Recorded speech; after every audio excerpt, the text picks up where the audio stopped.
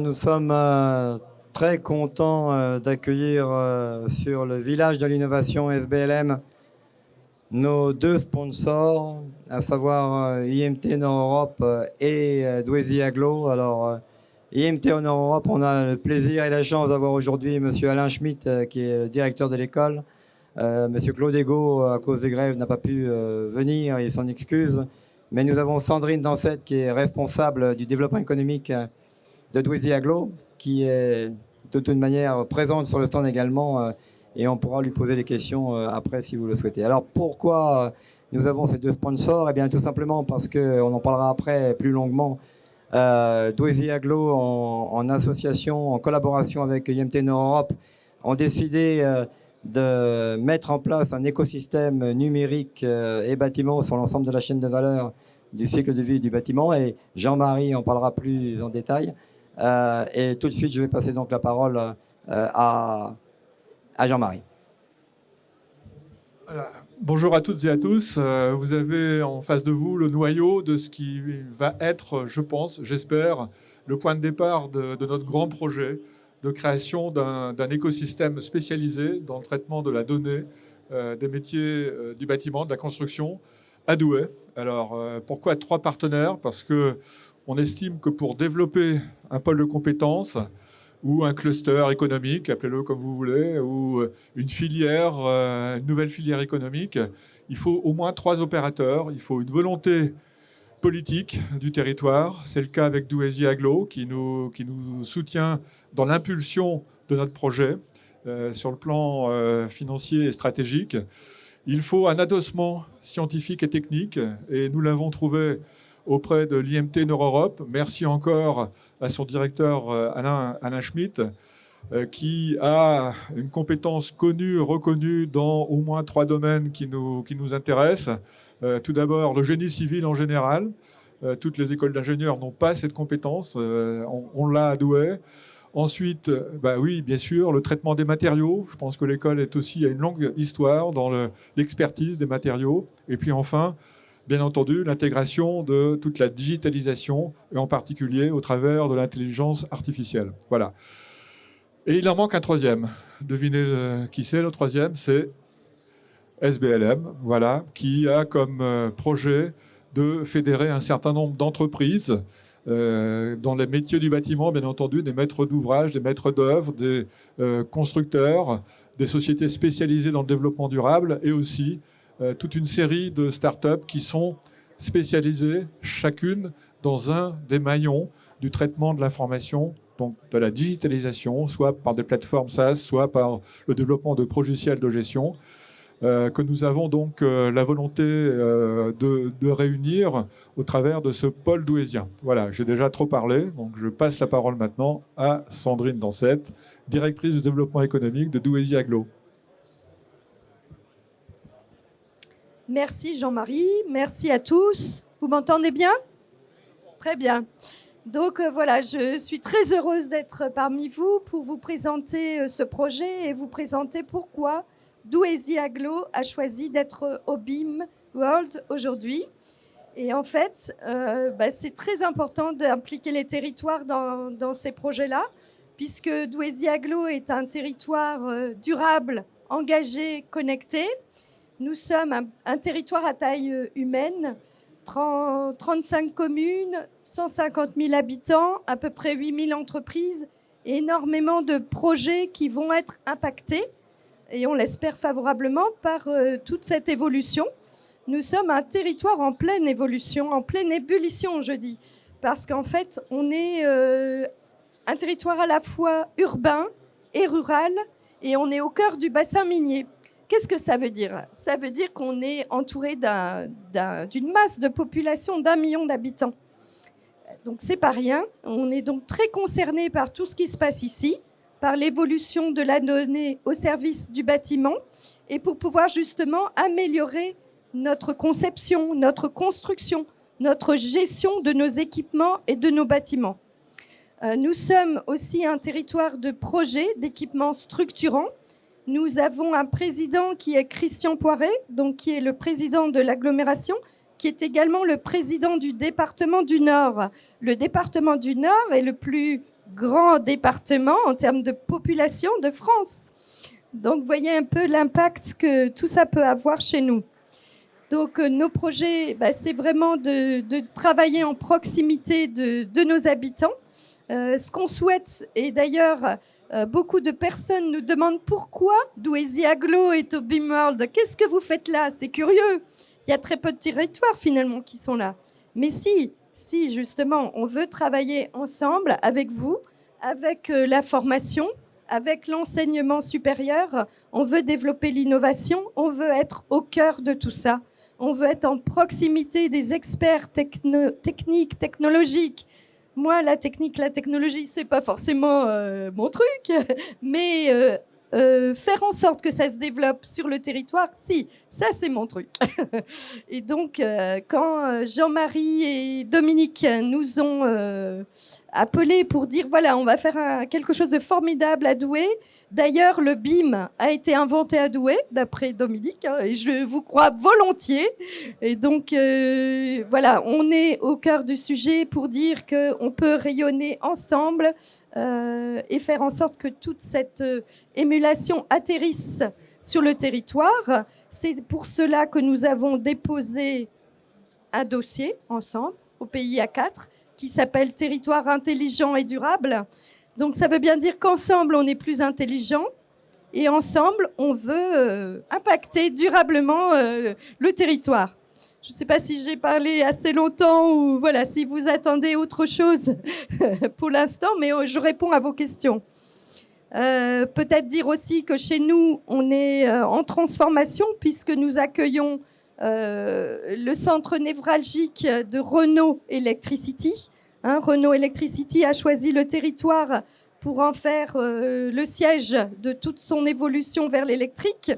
Et du coup, nous accueillons également la Gigafactory Envision, qui va fabriquer les batteries qui iront dans le véhicule Renault 5, la prochaine Renault 5 qui sera fabriquée à Douai. Ce sont des milliers d'emplois qui arrivent. Hein, Envision, c'est 3000 emplois. Renault, c'est 3000 emplois également. 6000 emplois directs qui vont générer 12 000 emplois indirects. On est donc en train d'accueillir tous ces nouvelles ressources. Les premiers cadres japonais sont là.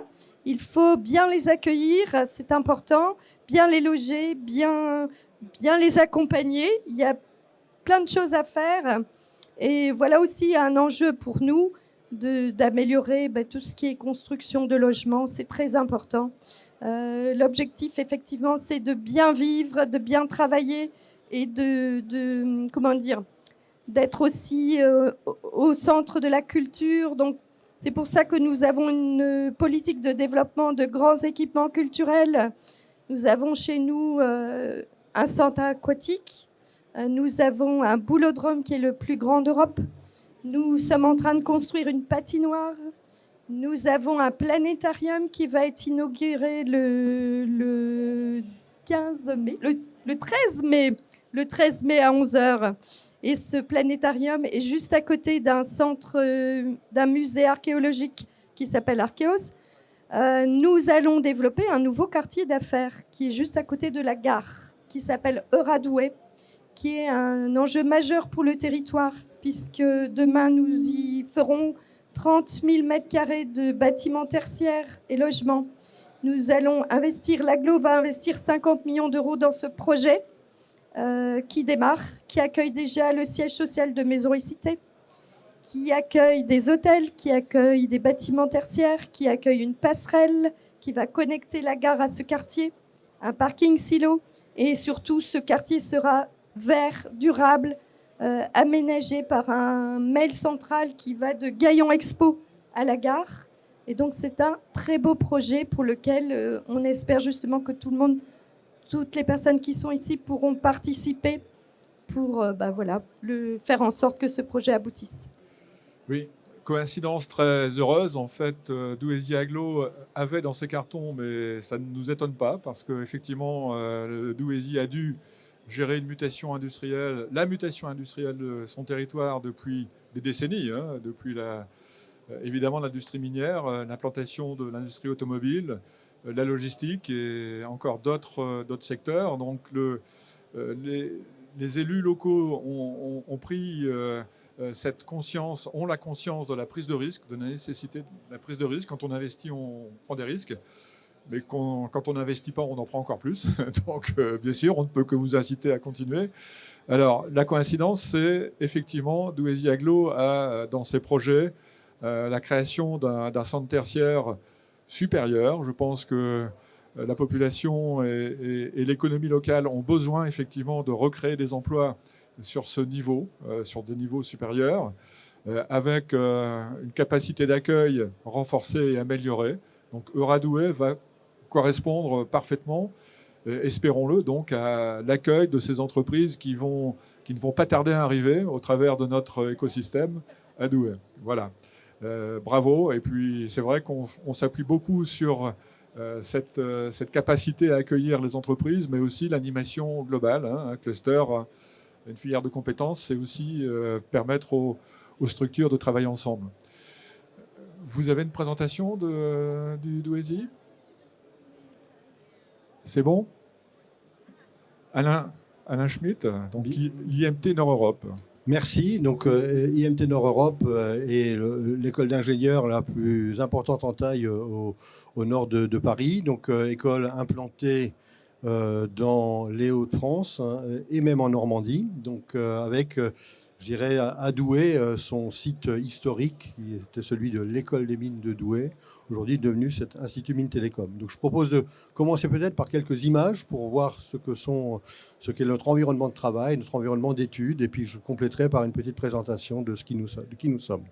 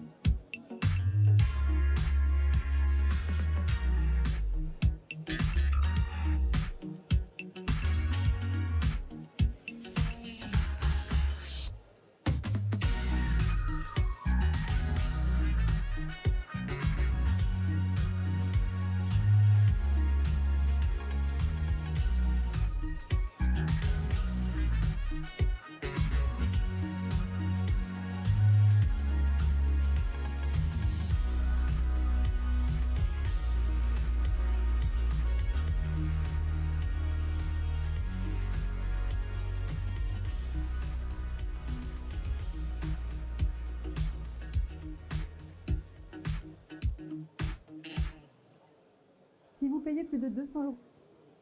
Voilà quelques images. Ah, ça, c'est pas nous, mais c'est les joies de YouTube, n'est-ce pas? Voilà, parce que à utiliser sans modération cette vidéo, si vous voulez la revoir, elle est sur YouTube. Voilà. Alors, quelques slides peut-être en complément pour vous indiquer, comme je le disais, des spécificités qui me paraissent importantes et qui vont sans doute permettre de comprendre pourquoi ce projet fait science. D'abord, nous sommes très fiers d'être aujourd'hui partie prenante du projet qui a été présenté par Sandrine et par Jean-Marie Duvivier. C'est quelque chose qui est complètement en ligne avec notre ADN. Donc, si on peut avancer les slides. Donc, IMT Nord-Europe. Alors, ça peut paraître un détail dit comme ça, si ce n'est que nous évoquons 3 missions. Et quand je dis que nous évoquons 3 missions, c'est pas parce qu'on s'est dit, tiens, on va se donner ces 3 missions. Ce que nous évoquons ici, c'est extrait du décret de création de notre école, la création de l'Institut Mines-Télécom, qui est un institut national et dans lequel nous sommes une école interne. Et vous voyez que nous avons bien sûr, alors ça s'identifie assez bien, un métier de formation d'ingénieurs généralistes, de master internationaux et de doctorat.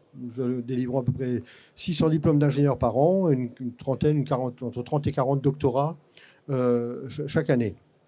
Nous avons une mission de recherche et de transfert de technologie, donc d'innovation, hein, et donc avec qu'on trouve sur les 2 autres items, qu'on va trouver effectivement à part entière dans nos missions, puisque notre décret dit métier de formation, métier de recherche, au sens production scientifique, avec une attention à apporter à la qualité de cette production scientifique. C'est important que nous fassions partie du club des écoles reconnues pour ce qu'elle fait, classée dans les grands classements internationaux. Nous avons une équipe qui est au classement international de Shanghai, dans le domaine des sciences de l'atmosphère. Nous sommes classés dans le Times Higher Education Impact, le Times Higher Education World University Ranking, avec des rangs honorables. En fait, nous sommes le 42e établissement de France du point de vue de cette classification internationale. Et nous avons aussi cette dimension soutien à la création d'entreprises, à l'innovation et au développement économique des territoires. La mission de développement des territoires, et c'est pour ça que ça fait sens vraiment qu'on soit sur ce sujet. Alors, nous ne sommes pas que sur le territoire de Douai, je le disais, nous sommes implantés en Hauts-de-France et en Normandie, avec des antennes, des implantations de l'école, principalement, alors site historique, le plus important en taille d'ailleurs, celui de Douai, mais également Lille, Valenciennes, Dunkerque, et je disais qu'on est en Normandie, nous avons un centre à Alençon. Et avec ces 3 composantes, d'où finalement l'intérêt sur ces divers territoires et sur ce que nous pouvons apporter comme école sous tutelle du ministère en charge de l'économie. Pourquoi on a cette spécificité? C'est parce qu'on n'est pas un établissement du ministère de l'Enseignement supérieur, mais du ministère de l'économie. On peut passer à la suite. Voilà. Les quelques chiffres clés, je l'ai dit, 600 diplômés par an, 15 000 alumni un peu partout dans le monde, ça a été dit dans le film déjà. Et puis 2225, le slide n'est pas tout à fait à jour, puisqu'on vient de terminer notre rapport 2022, et donc je peux vous dire que le chiffre était de 2270 étudiants enregistrés à l'école cette année. Voilà. On continue. Alors, l'Alliance du numérique et de l'industriel, qui était en titre également sur le slide précédent, j'y reviens 2 secondes.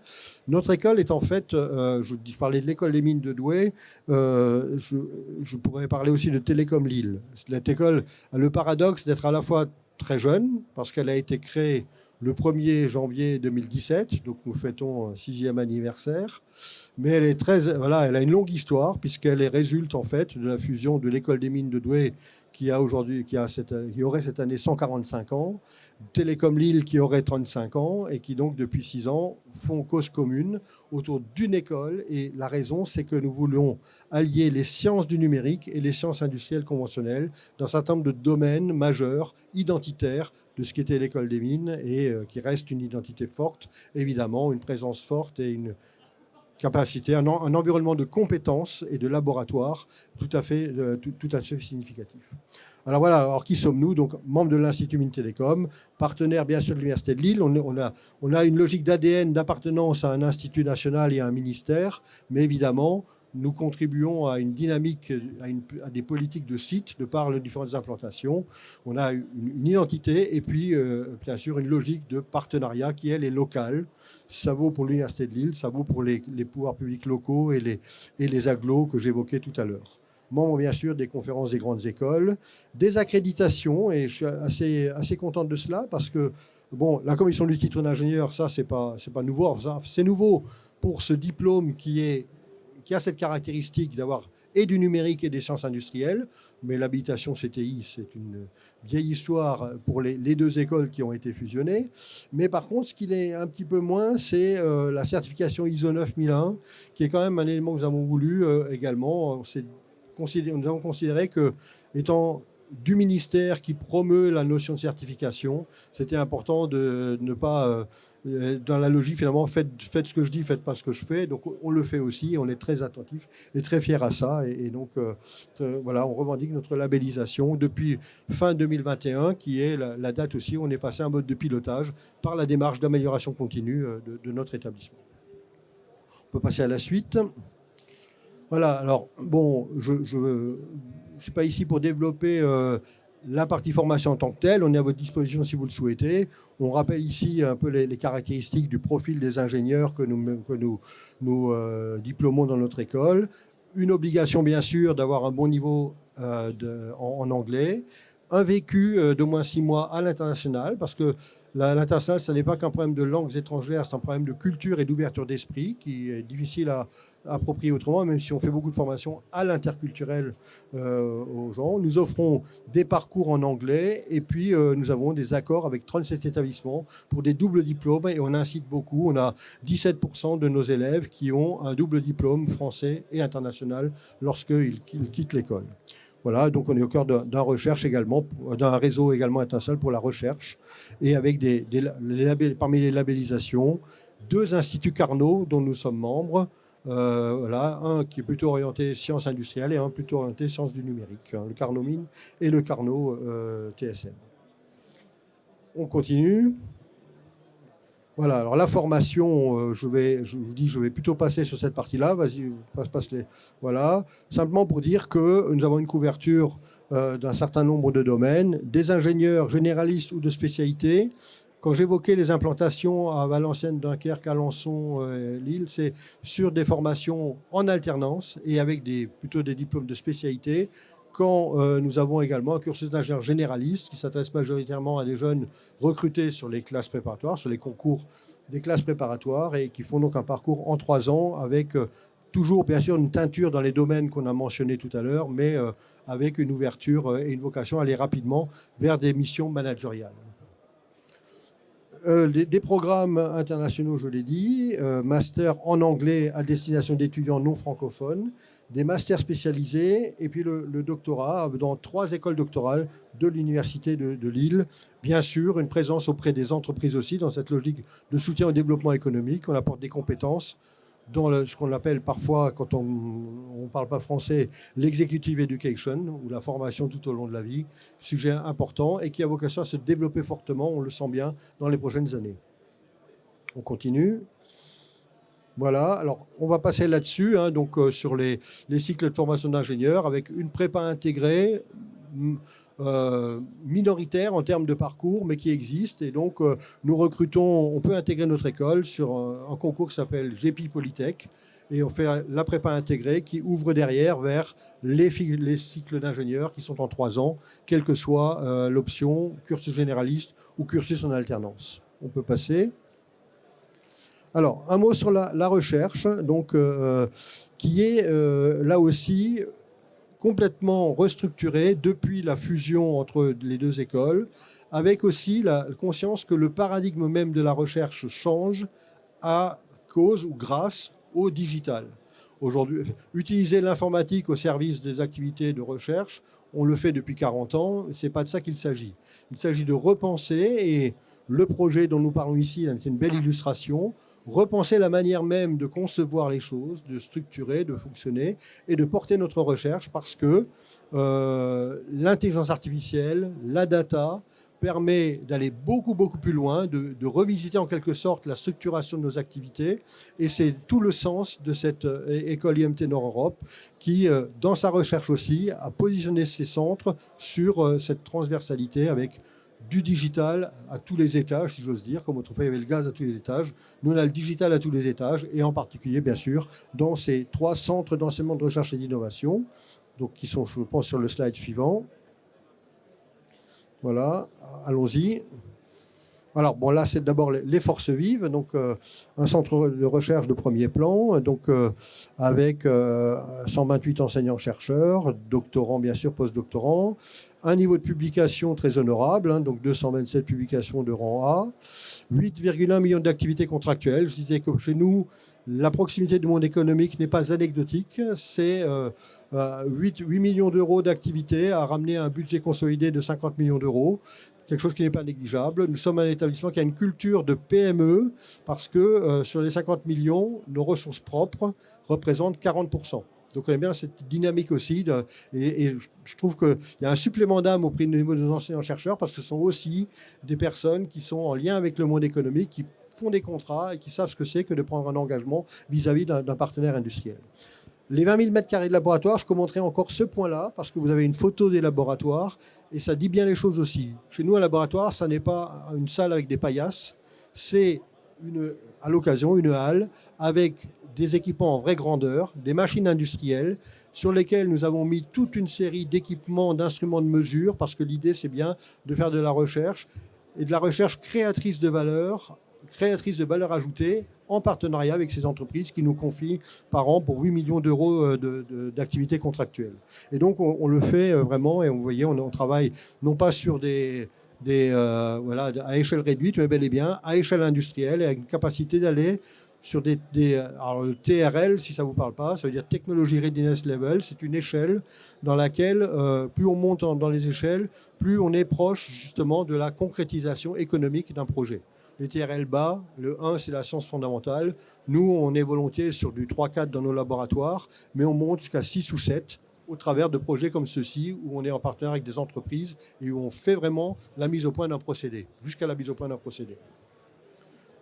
Après, on peut avancer. Voilà, donc les 3 centres dont je parlais, système numérique, énergie, environnement, matériaux et procédés, donc le digital, partout, et notamment en interaction forte avec ces sciences industrielles, en énergie, avec une compétence, sciences de l'atmosphère, transfert thermique, optimisation, modélisation énergétique, jumeaux numériques d'installation de production d'énergie.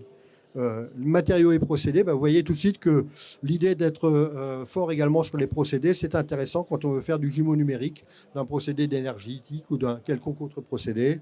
Beaucoup de compétences sur les matériaux et notamment l'économie circulaire des matériaux. Là aussi, proximité du territoire et comment peut-on valoriser un sédiment, un bâtiment en déconstruction, des choses comme ça, avec un certain nombre de chaires de recherche, de chaires industrielles sur ces sujets-là.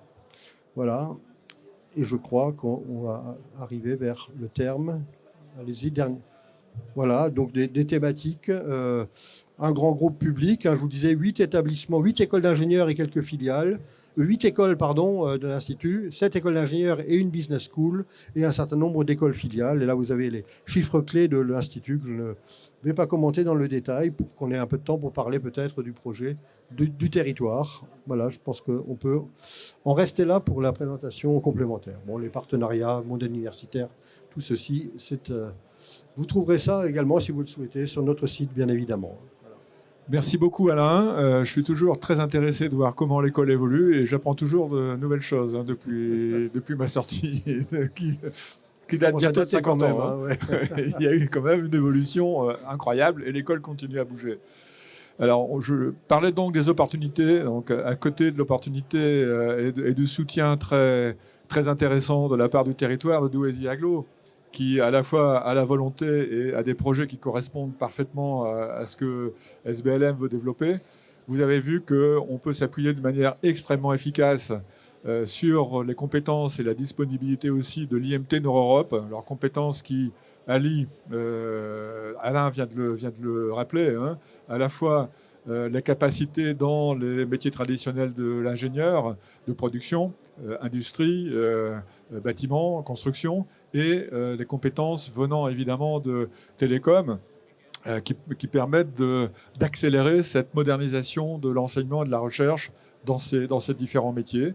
Et puis la volonté affichée et de responsabilité vis-à-vis du développement économique local qui va nous permettre effectivement d'avancer très vite dans nos projets qui portent un volet innovation et expérimentation important qu'on va devoir traiter évidemment avec l'IMT. Alors nous y voilà, donc on a à partir du projet développé avec Dominique, qui évidemment est un très ancien spécialiste de la 3D et d'architecture 3D et de la numérisation de ces métiers. Dominique m'a parlé il y a quelques années, 2 ans, 3 ans, de la nécessité de réformer le BIM. Alors, à partir de ce concept, comment on y arrive? On y arrive en essayant de créer cette nouvelle filière de compétences et ce nouveau cluster, et en regroupant en fait au travers d'un consortium qui est en projet, dans un dossier qu'on a déposé auprès de l'État, mais qu'on pourrait déposer auprès de la région également, pour financer cet écosystème qui, pour le moment, attend le soutien du PIA 4, donc Programme d'investissement d'avenir de l'État, dans le cadre du programme global France 2030. Alors, on ne peut pas en parler officiellement, mais on a de bonnes raisons de croire que l'État nous soutiendra d'une façon ou d'une autre. Et de toute façon, nous irons chercher les financements complémentaires s'il le faut, pour développer cet écosystème qu'on a nommé Essidatus. Et si la data était la nôtre, hein, en gros c'est ça. Ça veut dire autre chose, mais c'est bien le concept. Nous avons donc cette volonté de travailler en commun sur une volonté politique, sur un soutien politique de Douaisis Agglo et une collaboration scientifique et technique avec l'école. Voilà. Je m'en tiens là pour le moment. Je vais peut-être donner la parole à Rachid, à Alain. Le professeur Rachid Zantar, oui, qui co-dirige une chaire qui a été inaugurée, signée ici même il y a 1 an avec Arnaud qui se cache sur l'arrière, voilà, et qui effectivement peut nous parler de ce sujet qui est un élément très fort du paysage, de l'activité qu'il porte au sein on a évoqué le Centre d'enseignement, recherche, innovation, matériaux procédés, en partenariat avec bien sûr, comme on parle de data et de numérique, de digital, avec cette thématique, vous avez compris que nous, c'est un peu notre marque de fabrique, le digital dans les sciences, donc les sciences industrielles, c'est le domaine de Rachid, et puis le digital, c'est Arnaud plutôt, mais c'est bien l'interface finalement de 2 de nos centres que se met en place cette chaire et des projets comme celui-ci. Merci, monsieur le directeur. C'est pas évident d'intervenir après son directeur, donc je pense qu'il a présenté l'école en long et en large, il a donné les choses les plus importantes. Je vais essayer juste me permettre peut-être de compléter un certain nombre de choses. Déjà, pourquoi on est ici au niveau du village de l'innovation, ici au BIM World. Donc, je suis moi-même responsable de la formation qui est faite dans le centre matériaux et procédés que le directeur a signalé tout à l'heure ou a présenté tout à l'heure. Donc nous de même, hein, le BIM, c'est quelque chose au jour d'aujourd'hui qui est intégré dans le programme de formation de nos ingénieurs. Et donc ça, c'est rentré vraiment dans les mœurs et c'est quelque chose qui existe depuis plusieurs années déjà au niveau de l'IMT Nord-Europe. Après, en termes de recherche, hein, moi aussi issu du secteur du génie civil. Donc, c'est quelque chose que j'ai essayé en tout cas de prendre ces thématiques-là, de les prendre à bras le corps depuis un certain nombre d'années. Donc, nous avons eu l'opportunité de monter, donc sous l'impulsion de notre directeur, mais aussi de Dominique Gâteau, qui nous avait pas mal encouragé sur cette voie-là, donc de développer une chaire industrielle que nous avons nommée ou intitulée Beyond BIM, c'est-à-dire le BIM c'est bien, mais qu'est-ce qu'on va faire au-delà du BIM, c'est-à-dire comment est-ce qu'on va utiliser la data pour essayer d'augmenter ou d'améliorer la performance des bâtiments. Pour nous, en tout cas, c'est quelque chose de très, très intéressant et c'est une opportunité immense de participer au projet Essidatus, où nous avons 3 actions majeures ou 3 actions structurantes au sein de ce grand projet. Donc, une action qui est reliée directement à la chaire que je viens d'évoquer, donc Beyond BIM, donc comment finalement utiliser la data pour améliorer la performance du bâtiment tout au long du cycle de vie, de la construction jusqu'à la déconstruction, en intégrant ce qu'avait évoqué tout à l'heure monsieur Alain Schmitt, la circularité entre autres des matériaux, hein, de penser dès la conception d'un bâtiment, comment est-ce qu'on pourrait éventuellement à la fin récupérer des matériaux, récupérer du matériel qui peut éventuellement participer à la création ou au développement de nouveaux bâtiments. La deuxième action structurante, c'est autour d'un véhicule léger d'acquisition de données, au fait, qui est développé au sein de l'IMT Nord-Europe. Donc, c'est un véhicule, au fait, qui est en capacité de générer des nuages de points. Et entre autres, dans le cadre de ce projet-là structurant, c'est de l'équiper avec un scanner, éventuellement avec une caméra thermique, qui va permettre de récolter de la donnée éventuellement dans un quartier pour être en capacité éventuellement de diligenter l'entretien ou de la rénovation des bâtiments. Une troisième action structurante donc, qui a été proposée dans le cadre de ce projet-là. Donc bien sûr, toute l'expérience qu'on va acquérir en mettant en place cette démarche ou cette structuration-là d'information au sein du Douaisis Agglo, c'est comment on peut éventuellement peut-être demain transférer ou comment est-ce qu'on peut éventuellement l'appliquer éventuellement à d'autres territoires en prenant en considération bien sûr la spécificité de chaque territoire parce que finalement chaque territoire a ses propres problématiques et éventuellement ses propres ses propres difficultés. Voilà.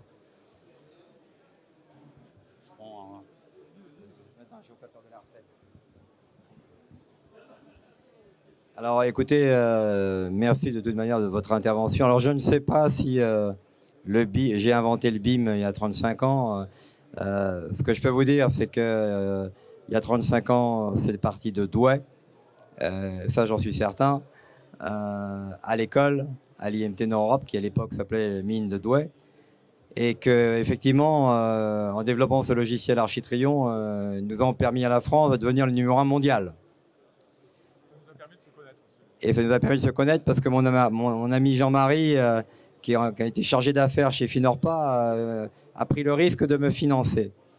À l'époque, j'étais tout seul. Et on a pris 42% de part de marché mondial en l'espace de 5 ans et on a levé 25 millions de dollars. Aujourd'hui, j'ai la chance, nous avons la chance d'être accompagnés par Douaisis Agglo, par IMT Nord-Europe. Donc nous ne sommes plus tout seuls. Et on peut le voir et le constater sur le stand, il y a 22 entreprises qui, tous les jours, travaillent en collaboration d'une manière ou d'une autre avec SBLM. Et je suis très content que Euratechnologies ait pris la décision de venir se joindre à l'initiative SBLM en la personne de Agnieszka, que je ne connaissais pas encore il y a quelques temps, mais qui est une personne très dynamique et avec laquelle, je suis sûr, nous allons pouvoir aligner nos intérêts. Alors, nous ne sommes plus tout seuls. Et de jour en jour, il y a des entreprises qui veulent rejoindre le mouvement SBLM, le collectif SBLM, et qui donc, je pense, vont s'intéresser aux labos de recherche, aux technologies, au savoir-faire, aux infrastructures que Douaisis Agglo peut leur proposer. Et je suis persuadé que si on aligne bien nos énergies tous ensemble, eh bien peut-être que cette démarche nous permettra de nouveau de redevenir numéro 1 mondial. C'est ce que j'espère. Et j'espère aussi que les instances politiques plus haut et régionales nous aideront à réaliser cette démarche. Merci à vous tous. Merci de votre présence. Nous sommes très honorés de vous avoir eu aujourd'hui avec nous. Merci et vive Esidatus.